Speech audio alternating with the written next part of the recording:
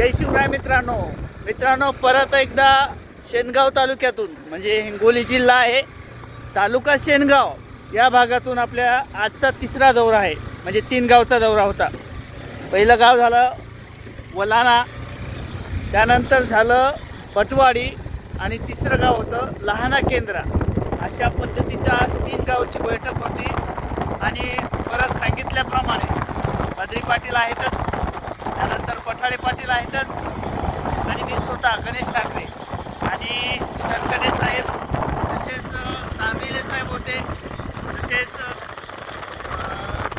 मराठा बांधव अनेक होते आणि असंख्य मराठा बांधवांच्या वतीने पार पडलेले आणि जवळपास आता 11 वाजत आहेत आणि आजची ही बैठक संपन्न झालेली आहे. तर मराठा समाजाला ओबीसीतून आरक्षण मिळावं यासाठी ही जनजागृती होती.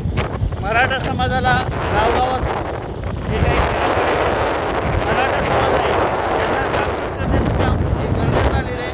आणि तसेच जे काही मराठा बांधवाच्या ओबीसी प्रमाणपत्र निघालेले आहेत ते काढण्याचं काम पठारे यांच्या माध्यमातून झालेलं आहे.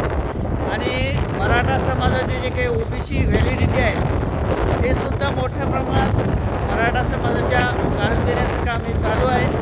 असंख्य मराठा समाज हा ओबीसीत गेलेला आहे आणि संघर्ष योद्धा मनोजदादा जरांगे पाटील यांचं हे यश आहे.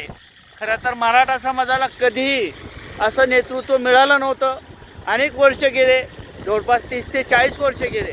त्यानंतर मराठा समाजाचं खरं नेतृत्व संघर्ष योद्धा मनोजदादा जरांगे पाटील यांच्या निस्वार्थ प्रेमातून आपल्याला मिळालेलं आहे. याची संधी आपण निश्चितच साधावी आणि असंख्य मराठा समाज हा मुंबईच्या दिशेने अशी एक अपेक्षा करूया, आशा करूया आणि आपल्या मराठा समाजाला ओबीसीतून आरक्षण मिळालं पाहिजे.